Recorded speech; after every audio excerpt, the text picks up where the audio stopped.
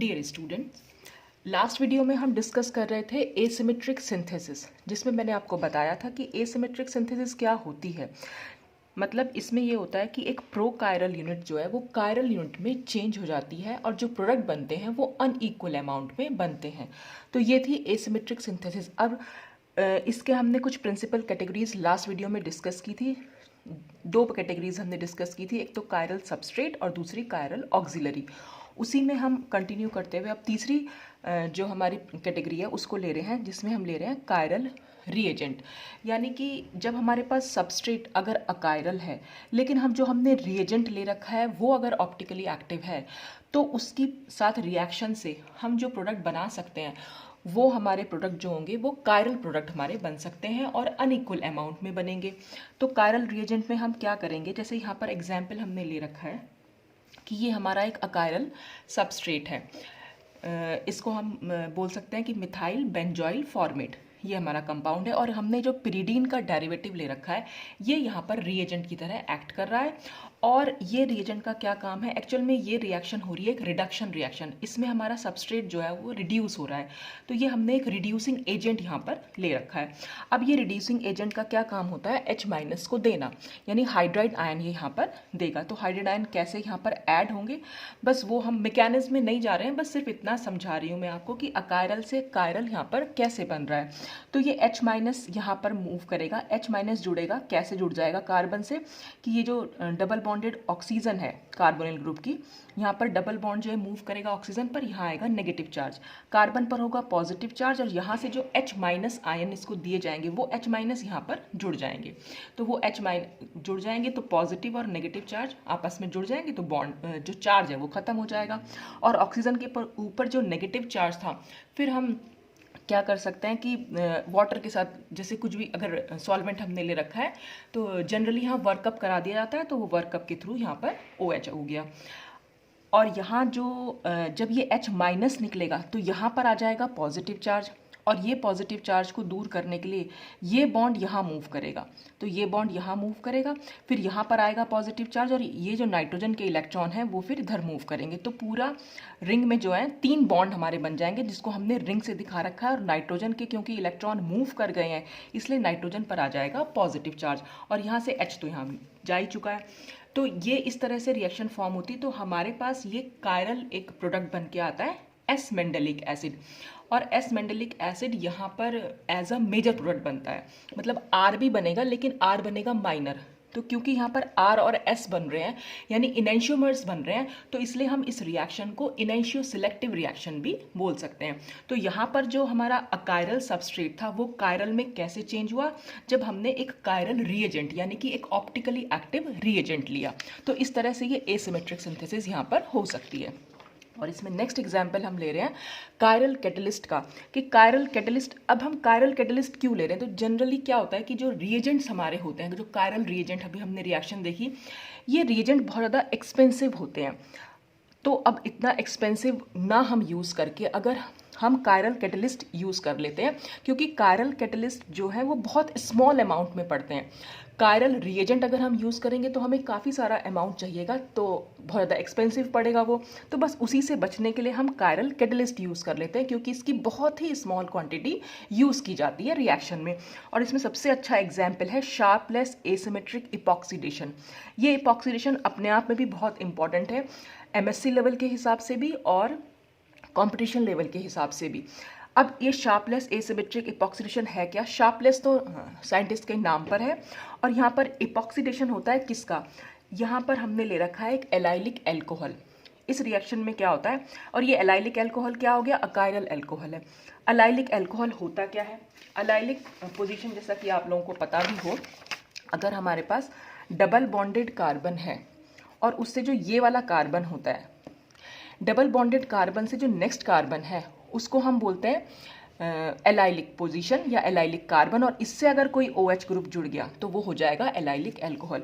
ये वाली पोजीशन होती है विनाइलिक और ये पोजीशन होती है एलाइलिक। तो यहाँ हमने जो सबस्ट्रेट लिया है वो होता है एलाइलिक एल्कोहल। इस एलाइलिक एल्कोहल का ही इपॉक्सीडेशन होता है। और वो कैसे होगा, क्या क्या रिएजेंट हम किसके साथ इसको ट्रीटमेंट कराएंगे इसका, तो यहाँ लिया जाता है tertiary butyl hydroperoxide, titanium tetra isopropoxide. ये PRI का मतलब होता है आइसोप्रोपाइल ग्रुप, और ऑक्सीजन के साथ है इसलिए आइसोप्रोपोक्सी। और इसमें हम जो कैटलिस्ट यूज करते हैं वो करते हैं माइनस या फिर प्लस DET। अब ये DET क्या है? Di ethyl tartrate. तो ये हम इसमें यूज, तो हमारा जो मेन कैटलिस्ट है वो यहाँ पर हम जो यूज कर रहे हैं वो है माइनस या प्लस DET। तो ये कायरल कैटलिस्ट हम यूज कर रहे हैं। तो कायरल कैटलिस्ट की प्रेजेंस में एक अकायरल एल्कोहल का इपॉक्सीडेशन होता है, और इपॉक्सीडेशन से जो हमें प्रोडक्ट मिलते हैं वो प्रोडक्ट हमारे कायरल होते हैं नेचर में। तो इस तरह से ये एसिमेट्रिक सिंथेसिस कराई जाती है। जैसे कि आप यहाँ पर देख रहे हैं, यहाँ पर जो रिएक्शन हमने करा रखी है, अगर हम इस रिएक्शन में ये दोनों चीज़ें तो हम यूज़ करेंगे ही करेंगे, लेकिन अगर हम सिर्फ माइनस DET यूज़ करें तो माइनस DET से इपॉक्सीडेशन हो जाएगा टॉप फेस से, यानी ऊपर वाली फेस से। ये आप डबल बॉन्डेड देख रहे हैं, इसमें दो फेसेस होंगी, एक ऊपर वाली फेस टॉप फेस और दूसरी होगी बॉटम फेस, नीचे वाली डबल बॉन्ड की। तो यहाँ माइनस DET जब यूज़ कर रहे हैं तो इपॉक्सीडेशन हो रहा है टॉप फेस से, और अगर हम प्लस DET यूज़ करेंगे तो इपॉक्सीडेशन होगा बॉटम फेस से। तो यहाँ पर अभी मैकेनिक्स तो हम डिस्कस करेंगे ही करेंगे, लेकिन इसकी शॉर्ट ट्रिक भी है। अगर कंपटीशन लेवल पे कई बार आता है एग्जाम में, तो वहाँ पर सिर्फ ऑप्शंस दिए होंगे आपको, और आपको एकदम क्विक आंसर निकाल के अगर लाना है उसका, तो उसके लिए कुछ ट्रिक्स हम इस्तेमाल कर सकते हैं यहाँ पर कि कैसे हमें पता चलेगा कि कब हमें टॉप फेस से दिखाना है ऑक्सीजन को और कब हमें बॉटम फेस से दिखाना है। तो उसके लिए जो ट्रिक है वो ये है कि आप जो ये एलाइलिक एल्कोहल को ड्रॉ करेंगे, हमेशा आपने क्या करना है, इस OH ग्रुप को बॉटम राइट में रखना है। बॉटम राइट से मतलब क्या हुआ? देखिए, अगर हमने ये डबल बॉन्ड, अगर हमारा डबल बॉन्ड ऐसे बना हुआ है तो सबसे पहला काम है डबल बॉन्ड को हम ऐसे बना लेंगे, ठीक है। तो ये इसकी टॉप हो जाएगा और ये इसका बॉटम हो जाएगा, और इधर वाला पार्ट जो हो जाएगा वो हो जाएगा राइट साइड, और डबल बॉन्ड से इधर वाला पार्ट हो जाएगा लेफ्ट साइड। ये हो गया राइट और ये हो गया लेफ्ट। ये नीचे वाला पार्ट हो गया बॉटम राइट, ये ऊपर वाला पार्ट हो गया टॉप राइट। ये हो जाएगा टॉप लेफ्ट और ये हो जाएगा बॉटम लेफ्ट। तो हमें सिर्फ बॉटम राइट से मतलब है, यानी ये पोजीशन से। तो आपने कभी भी जब भी एलाइलिक एल्कोहल बना हुआ आए और आपके पास एरो के ऊपर ये सब चीज़ें दे रखी हों, और जिसमें हमारा कायरल कैटलिस्ट, मतलब इसमें हमेशा शार्पलेस एसिमेट्रिक इपॉक्सीडेशन में हमेशा हम ये सारे जो चीज़ें हैं वो यूज़ करते हैं। Tertiary butyl hydroperoxide, titanium tetra आइसोप्रोपोक्साइड, और इसमें प्लस या माइनस DET ज़रूर लिखा हुआ होगा। तो अगर इस तरह से कुछ दे रखा है तो इसका मतलब वो शार्पलेस एसिमेट्रिक इपॉक्सीडेशन है। तो आपने क्या करना है, हमेशा OH को इस वाली पोजीशन पर, यानी बॉटम राइट पर, नीचे की साइड, राइट हैंड साइड पर आपको लिख देना है। जब आप इसको ऐसे लिखेंगे, तब अगर माइनस DET है तो आप हमेशा ऑक्सीजन को अबव द प्लेन ऐड कराएंगे, और अगर प्लस DET है तो ऑक्सीजन हमेशा बॉटम से ऐड होगा। तो इसको हम याद कैसे करेंगे? इसको याद करने का तरीका है बर्मा, यानी BRMA, बर्मा आप याद कर सकते हैं। B फॉर हो गया बॉटम, R फॉर हो गया राइट, M फॉर हो गया माइनस, और A फॉर हो गया अबव द प्लेन। तो B बॉटम राइट का मतलब है ये हमने ये जो OH ग्रुप है उसके लिए यूज किया हुआ है, बॉटम राइट। M माइनस हमने DET के लिए यूज कर रखा है कि माइनस DET हम यहाँ पर यूज कर रहे हैं, और A अटैक के लिए अबव द प्लेन अटैक होगा, ठीक है। तो आपने अगर सिर्फ एक बर्मा याद किया हुआ है तो बाकी सारे क्वेश्चन आप इसी बेसिस पर कर सकते हैं। कैसे? अगर मान लीजिए प्लस DET यूज कर रखा है तो हमने तो बर्मा याद किया हुआ है, तो अगर प्लस DET है तो हम ये BR तो ऐसे ही रहने देंगे। M माइनस था, हमने यूज किया हुआ है प्लस, तो प्लस जब माइनस DET से अबव द प्लेन हो रखा था अटैक, तो प्लस वाले से क्या होगा, बिलो द प्लेन हो जाएगा। तो ये आप अपने आप से बना सकते हैं अगर आपको सिर्फ ये एक चीज़ याद रखनी है। अगर आप सब याद रखोगे तो फिर कंफ्यूज हो जाओगे। तो सिर्फ एक चीज़ याद रखिए, बर्मा bottom right minus above the plane, बस। और प्लस यूज़ किया है तो आप बिलो द प्लेन इसमें अटैक कराएंगे। अच्छा, अब अगर बॉटम राइट ना हो, सपोज कोई एग्जाम्पल ऐसा दे रखा हो जिसमें बॉटम लेफ्ट बना रखा हो, तो बॉटम लेफ्ट ठीक इसका उल्टा हो जाएगा। अगर हमने बॉटम लेफ्ट लिया हुआ है तो जो माइनस DET है वो बिलो द प्लेन अटैक करेगा, फिर तो ये भी उल्टा हो जाएगा, ठीक है ना। अगर हम यहाँ बॉटम लेफ्ट लिख लें और यहाँ माइनस लिखें, तो माइनस क्योंकि राइट हैंड साइड के लिए अबव द प्लेन अटैक करा था, तो लेफ्ट हैंड साइड के लिए ये बिलो द प्लेन अटैक करेगा।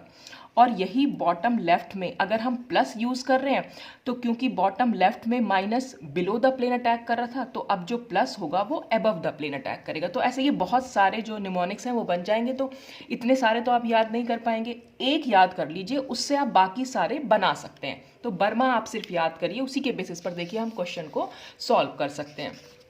जैसे कि ये हमारा एक एग्जाम्पल आया, हमने यहाँ पर इस एग्जाम्पल, अब यहाँ पर क्या हो रखा है, हमने देखा डबल बॉन्ड से राइट हैंड साइड पर OH है हमारा CH2OH ग्रुप जो है, और बॉटम है नीचे की साइड है, तो बॉटम राइट है, तो बॉटम राइट है, तो हमने तो बॉटम राइट याद किया हुआ है, बर्मा। ठीक है, अब हम इसमें यूज़ कर रहे हैं, हमें ये सब दोनों चीज़ें तो कॉमन रहेंगी हर किसी में। आपने देखा यहाँ प्लस DET यूज़ कर रखा है, तो हमने याद किया था BRMA, बर्मा। ठीक है, यहाँ पर यूज़ हो रखा है प्लस, हमारा था माइनस। ठीक है, माइनस में था अबव द प्लेन, हमें क्या करना है बिलो द प्लेन, क्योंकि हमने प्लस यूज़ किया हुआ है, तो इसीलिए OH का अटैक जो है वो बिलो द प्लेन हो गया। अब हमने देखा ये वाला एग्जाम्पल, अब देखिए इसमें डबल बॉन्ड जो है वो टॉप राइट पर है, हमने तो सिर्फ बॉटम ही याद किया हुआ है। तो हम क्या करेंगे, अपनी बुक को अगर आप जिस पे भी आपने लिखा हुआ है कॉपी पर, आप उसको घुमा दीजिए। जब आप घुमाएंगे तो डबल बॉन्ड किधर की साइड आ गया, ये लेफ्ट हैंड साइड पर, डबल बॉन्ड से जो CH2OH ग्रुप है वो लेफ्ट हैंड साइड पर आ गया, बॉटम लेफ्ट पर आ गया, और हमने बॉटम राइट और बॉटम लेफ्ट ही याद किया हुआ है। तो जब ये बॉटम लेफ्ट पर आया है तो अब इसको कैसे सॉल्व करेंगे, क्योंकि हमने तो बर्मा याद किया हुआ था। अब हमने लिखा बॉटम लेफ्ट, और हम देखेंगे कौन सा DET है, माइनस DET, तो माइनस है। जब राइट के साथ माइनस अबव द प्लेन आ रहा था, तो लेफ्ट के साथ माइनस जो है वो बिलो द प्लेन आएगा, और इसीलिए हमने इसको बिलो द प्लेन बना भी रखा है।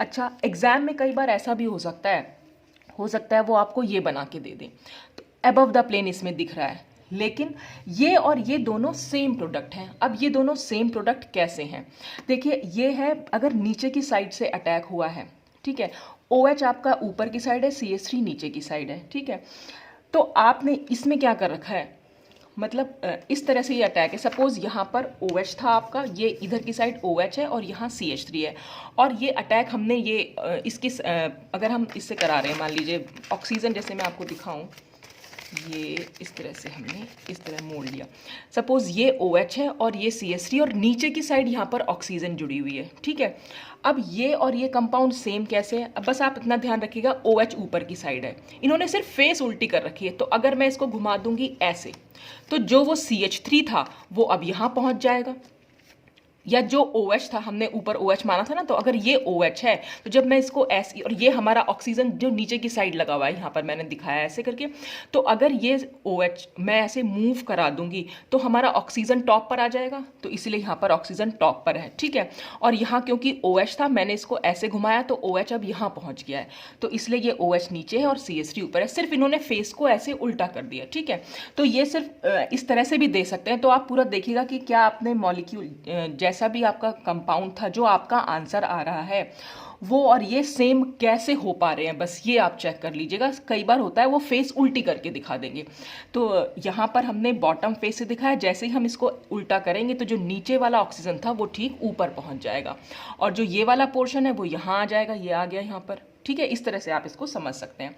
अच्छा, जैसे ये वाला क्वेश्चन है, अब इस क्वेश्चन में हम देखें, इस क्वेश्चन में हम इसको ऐसे घुमा सकते हैं, हमें डबल बॉन्ड को बिल्कुल लंबाई में ही रखना है, और यहाँ पर भी आप देखें तो ये बॉटम लेफ्ट है, तो जब ये बॉटम लेफ्ट है तो हमने क्योंकि बर्मा याद किया हुआ था तो हमने बॉटम लेफ्ट लिया, और यहाँ पर हमने यूज़ कर रखा है, अब देखिए RRDET, कई बार हो सकता है प्लस DET माइनस DET ना लिखा हो, आपके पास लिखा हुआ आ जाए RRDET, तो RRDET का मतलब होता है प्लस DET। ठीक है, तो बॉटम लेफ्ट है और हमने ले रखा है प्लस DET, तो हमने याद किया था ये BRMA।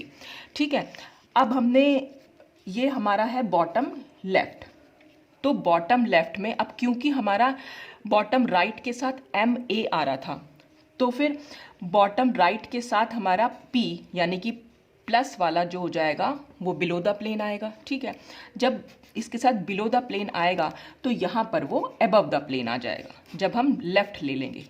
राइट के साथ बिलो द प्लेन आ रहा था और लेफ्ट के साथ वो अबव द प्लेन, तो इसलिए हमने इसको अबव द प्लेन बना दिया। तो इस तरह से आप सिर्फ एक आप याद कर लीजिए BRM में या बर्मा, उससे आप सारे क्वेश्चन को सॉल्व कर सकते हैं। और यहाँ पर मैंने हर जो उसकी है फुल फॉर्म लिख के रखी हुई है। ये टर्शरी ब्यूटाइल हाइड्रोपेरोक्साइड, ये है टाइटेनियम, टेट्रा 4 के लिए लिखा हुआ है, टेट्रा आइसोप्रोपोक्साइड।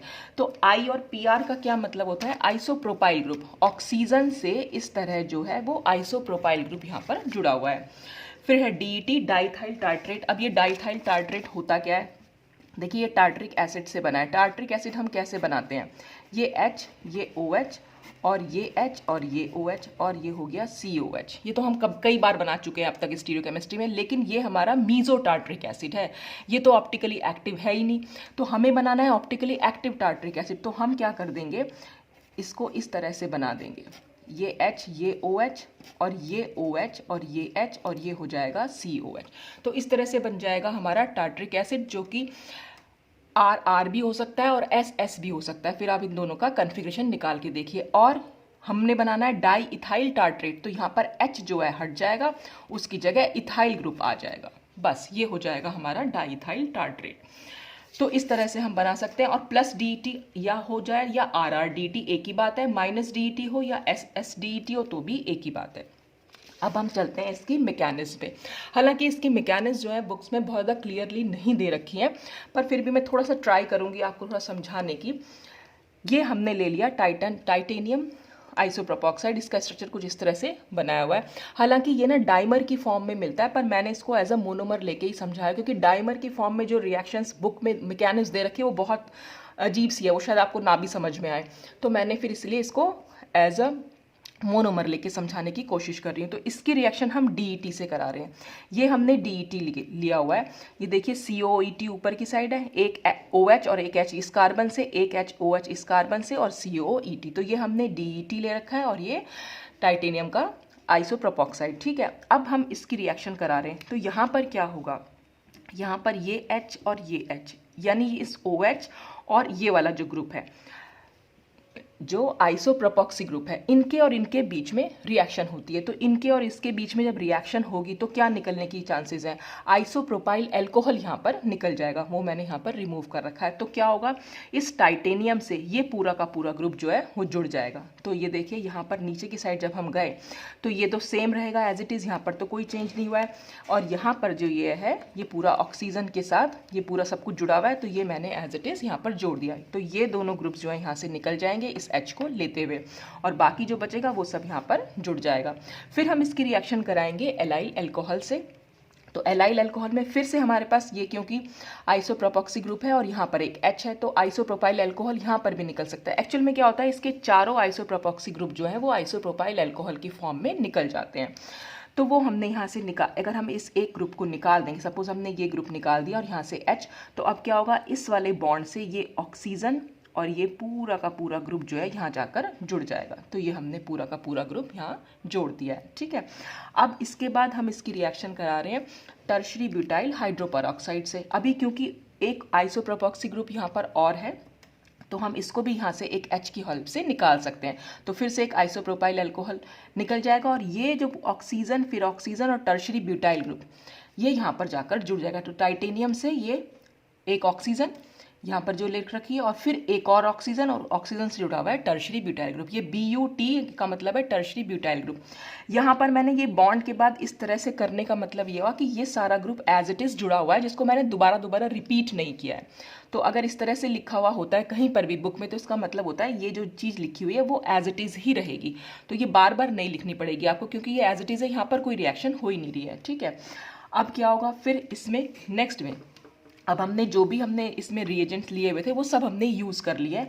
अब क्या हो रहा है, यहाँ पर जो हमारे पास ये स्ट्रक्चर बन के आया, इसमें क्या है, ऑक्सीजन के ऊपर लोन पेयर ऑफ इलेक्ट्रॉन दिख रहे हैं। टाइटेनियम मेटल है और इसके पास इलेक्ट्रॉन की कमी रहेगी।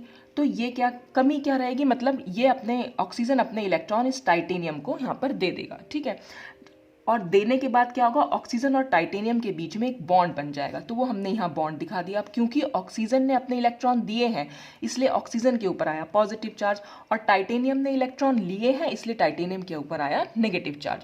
फिर इसके बाद क्या हो सकता है, इसके बाद नेक्स्ट स्टेप में क्या होता है कि ये जो ऑक्सीजन है ये टॉप फेस से इस डबल बॉन्ड पर अटैक करता है। इस डबल बॉन्ड पर कैसे अटैक कर सकता है, इस डबल बॉन्ड को अगर हम मूव करा दें इसी एक कार्बन पर, ये 2 कार्बन है, डबल बॉन्ड अगर इस कार्बन पर मूव करेगा तो यहाँ पर नेगेटिव चार्ज हो जाएगा और यहाँ पर पॉजिटिव चार्ज आ जाएगा।